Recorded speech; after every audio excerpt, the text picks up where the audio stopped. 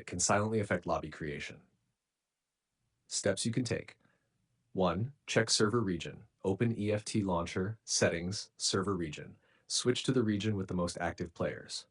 2. Restart launcher, PC. Simple but often effective.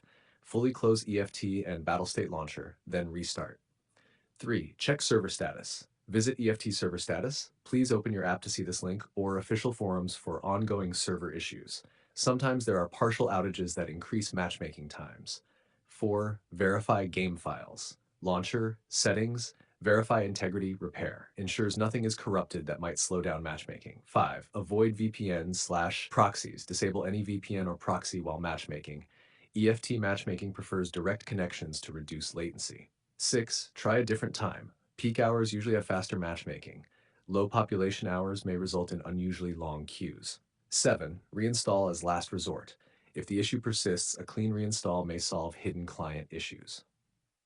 Pro tip: you can reduce matchmaking wait times by queuing for maps with higher traffic and raid times, like customs or factory, as these usually fill faster than less popular maps.